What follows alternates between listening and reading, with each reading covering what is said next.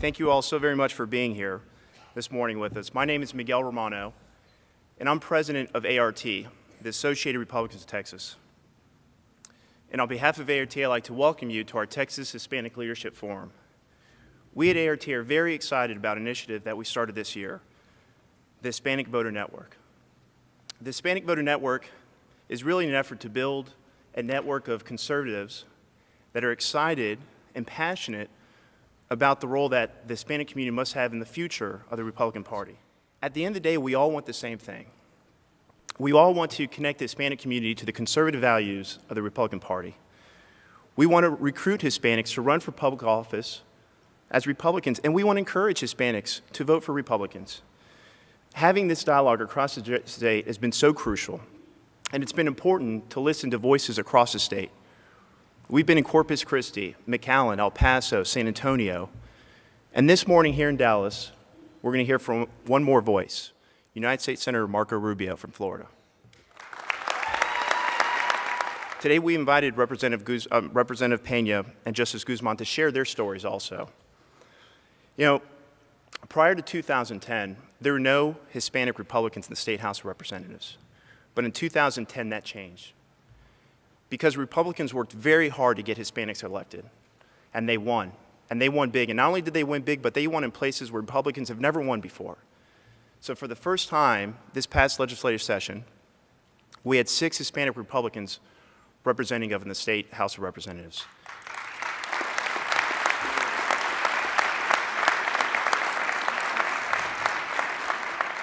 And that group often spoke with one voice as the Hispanic Republican Conference, and that group was led by our next speaker, Representative Aaron Pena. Please welcome Representative Pena.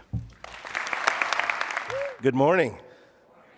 Wow, what a great day, isn't it? I am so happy and so impressed to have the senator with us today. Senator Rubio, you inspire us and give us hope.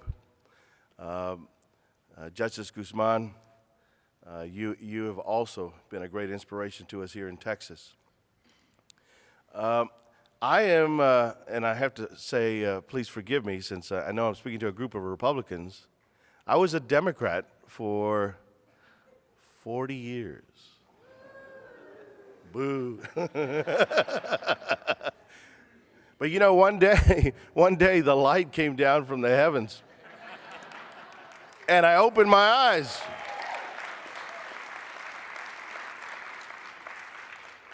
Actually, what happened is something that's happened to so many people over so many years. You know, Ronald Reagan said it best when he said that Hispanics are really Republicans, and they just don't know it yet. It took me 40 years, but what I quickly saw was the conservative principles that I was raised with, the conservative values of faith, family, and freedom, slowly erode from the Democratic Party. And many people before me said, well, you know, I left the party not because I myself left the party, but because the party left me. And so like many Hispanic Americans, Texans, I made the choice which I think is the right choice. So many people where I live in a community on the border in McAllen, Texas. We are about 90% Hispanic. We are a stronghold of Democrats and have been for many, many generations.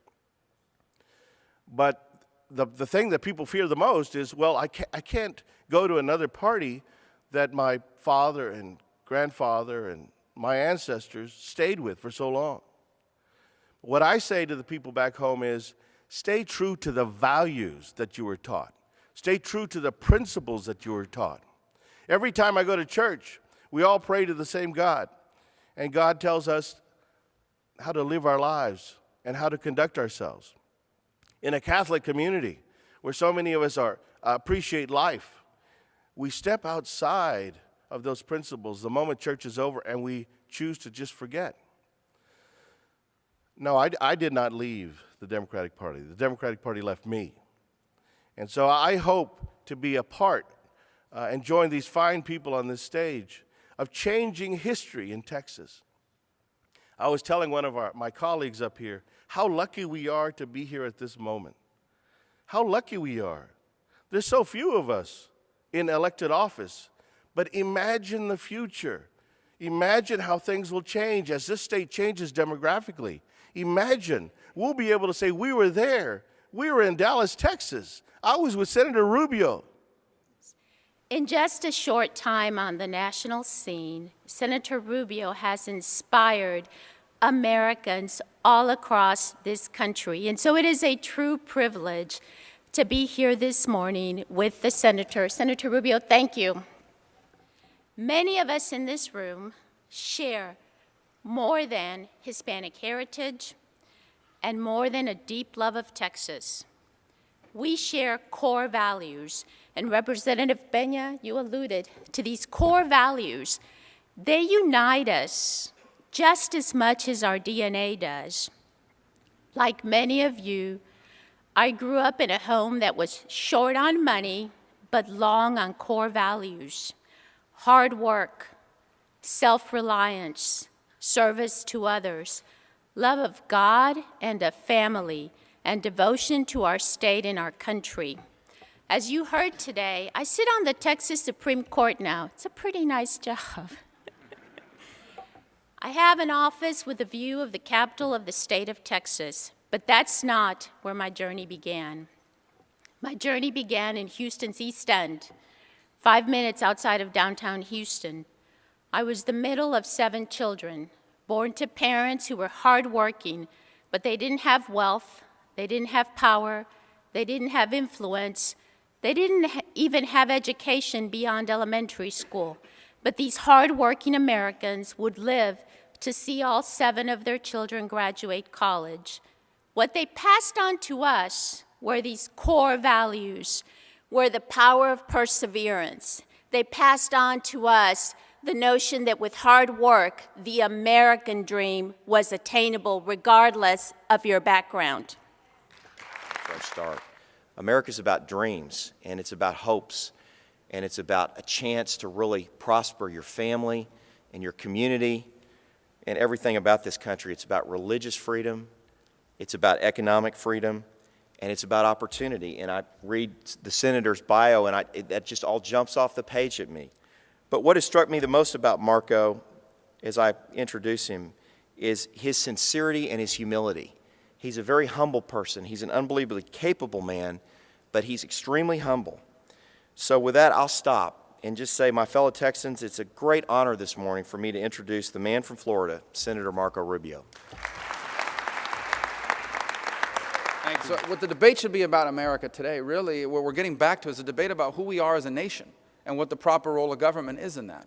And until we answer that fundamental question of who we are as a nation and as a people, all these other issues are going to be very difficult to solve. Now, what really has separated us from the rest of the world is this very unique belief, which was at the core of our founding, that every single individual has intrinsic value that they were born with and were given to them by God, by their Creator. And that's at the founding of our nation. Understand, if that principle isn't there when America was created, the American Revolution was just a rebellion. It was just another colony that didn't want to be under a king, and so they started their own country. What made the American Revolution different is that it was not actually just based on pure politics, but on the belief that it's a really powerful but simple thought, and that is this: we as human beings, all of us, doesn't matter where you were born, where you come from, all of us have certain rights and value as a human being that come from God. That the role of government is not to give us our rights, the role of government is to protect those rights. And it went on to say that any government that's not protecting those rights, that ignores those rights, and that violates those rights is an illegitimate government that has no right to govern. Now, we think about that and we take it for granted, right? Because you walk around the streets in America and you just think that's the way it is. It's not the way it is. In much of the world, even today, although their constitution may say these things, the attitude is that it's your government that gives you your rights. It's the government that decides what you can and cannot have. If I have a good idea and I'm willing to work hard, I can turn that into something. And so that belief of the intrinsic value of every single human being, of natural rights that would come from our God, has translated to an economic system which has made us unique and different from the rest of the world. And the result is that people from all over the world have wanted to come here.